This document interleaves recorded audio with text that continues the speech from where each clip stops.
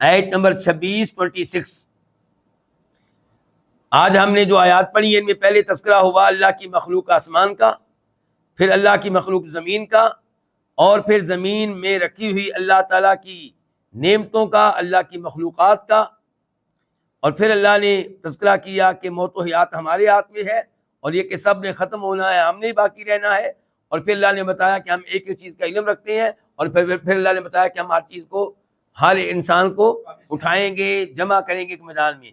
اب اللہ نے بتایا یہاں پہ انسان بھی اللہ کی مخلوقات میں سے ایک عظیم مخلوق ہے، اس کا آغاز کیسے ہوا؟ فرمایا وَلَقَدْ، اور بتا تحقیق، خلقنا، ہم نے پیدا کیا ہے، الانسان، انسان کو، من صلصال، بجنے والی مٹی سے، من سے سلسال بجنے والی، یعنی کہ وہ مٹی جو خشک ہو چکی اور اب آپ تھوڑا سا اسے ہاتھ لگائیں گے تو بجنا شروع کر دے گی۔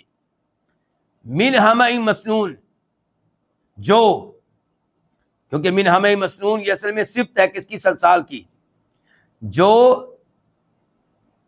سیاہ بدبودار کیچڑ سے ہے، یا ٹھیک کہہ رہے ہیں آپ؟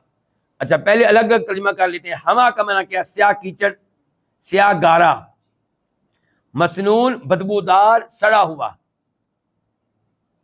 اللہ تعالیٰ نے کئی مقامات پہ ذکر کیا ہے کہ اللہ نے انسان کو، یعنی کہ آدم علیہ السلام، یہاں پہ انسان سے مراد کیا؟ آدم علیہ السلام، پہلا انسان جو ہے اس کی پیدائش مٹی سے ہے۔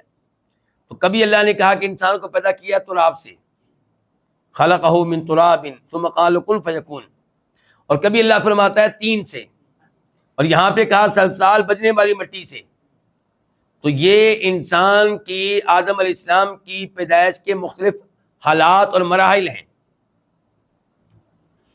تو آدم علیہ السلام کو مٹی سے پیدا کیا گیا، پھر مٹی کو بھگو دیا گیا پانی میں، پھر وہ مٹی اسی طرح پڑی رہی حتیٰ کہ کیا ہو گئی؟ سیاہ ہو گئی، ہما، پھر وہ بدبودار ہوگی کچھ عرصے کے بعد، ہمائی مسنون بن گئی، یعنی کہ بدبودار سیاہ کیچڑ کی شکل وہ اختیار کر گئی، پھر وہ پڑی رہی تو پھر وہ سلسال کی شکل اختیار کر گئی، یعنی کہ خشک ہونے کے بعد بجنے والی، کھنکنے والی مٹی بن گئی۔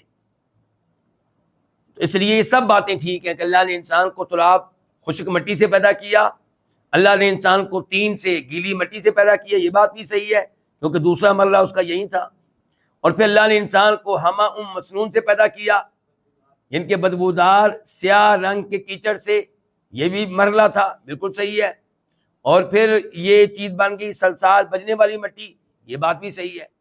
تو ان باتوں میں کوئی تعارض نہیں ہے، کوئی ٹکراؤ نہیں ہے۔ اور بتا تھا کہ ہم نے پیدا کیا انسان کو، ان کے آدم علیہ السلام کو، بجنے والی مٹی سے جو بدبودار سیاہ کیچڑ سے تھی۔